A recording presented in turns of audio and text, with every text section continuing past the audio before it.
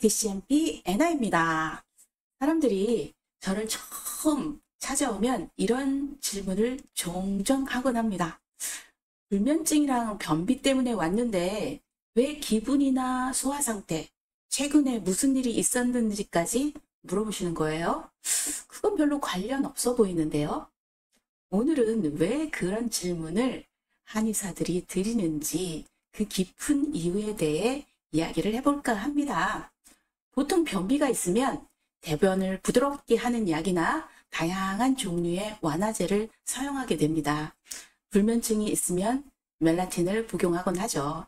하지만 이 방법들은 증상을 일시적으로 완화시켜 줄 뿐 문제를 일으킨 몸속의 근본적인 패턴을 해결하지는 못합니다.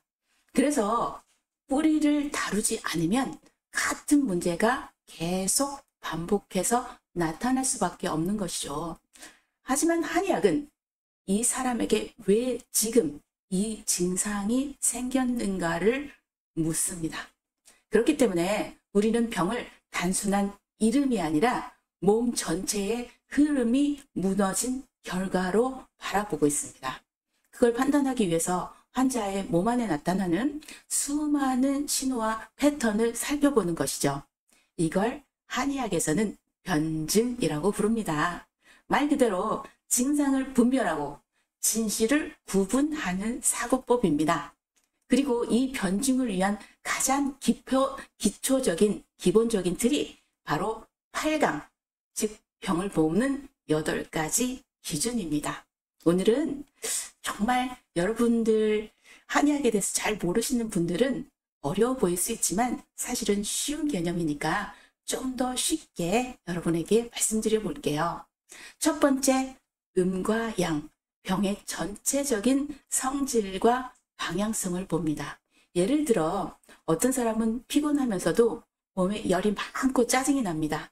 이건 겉으로 드러나는 기운은 양적이지만 안은 허에서 생긴 허열일 수 있습니다. 반면 어떤 사람은 추위를 심하게 타고 소화도 안 되고 움직이기 싫어하고 정신도 가라앉곤 하죠. 이건 음적 상태가 깊어졌다는 신호일 수 있습니다. 네. 두 번째, 표화리. 표화리는 말 그대로 밖에 있는 병인가 안에 들어가 있는 병인가 하는가를 보는 두 번째 병증입니다. 예를 들어 감기 초기에 머리가 무겁고 목이 따끔하고 살짝 열이 있는 건 효증입니다. 이때는 땀을 내서 겉에 있는 사기를 밖으로 밀어내야 하죠. 그런데 시간이 지나고 나서 기침이 심해지고 가래가 생기고 가슴이 답답하면 그건 리칭으로 병이 속으로 들어간 것입니다. 세 번째, 한과 열. 말 그대로 병의 성질이 차가운가 뜨거운가를 봅니다. 어떤 환자는 손발이 차고 또 어떤 환자는 손발만 차고 맑은 콧물, 몸이 쑤시고 식욕이 없어요. 이것은 한증입니다. 또 다른 말, 아까 손만 차던 환자는 또 다른 병증인데 그것은 다른 편에서 다뤄보도록 하겠습니다. 어쨌거나 어떤 환자는 얼굴이 붉고 입이 마르고 가래가 누렇고 목이 아픕니다.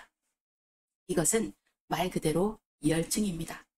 같은 감기인데도 사용하는 약이 완전히 달라집니다. 환증에는 몸을 따뜻하게 해주는 약을 쓰고 열증에는 열을 내려주는 약을 써야겠죠? 네 번째, 허와 실입니다. 몸이 약해진 상태에서 생긴 병인지 아니면 뭔가가 막혀서 생긴 병인지. 예를 들어 볼게요. 한 환자는 기침이 오래되고 체력이 없고 목소리에도 힘이 없어요. 그럴 때는 기운을 보하는 치료가 들어가야 합니다. 또 반면 다른 환자는 기침은 갑자기 시작됐고 몸은 억세게 강하지만 기운이 막혀 답답함을 호소합니다. 이것은 한의학에서 실증이라고 말하고 막힌 걸 뚫어주는 치료를 해야 합니다. 결론은 이겁니다. 기침이라는 하나의 증상을 놓고도 그 사람의 체질, 병의 성향, 위치, 기운의 흐름에 따라 치료 방향이 완전히 달라집니다. 그래서 우리는 질문을 많이 합니다.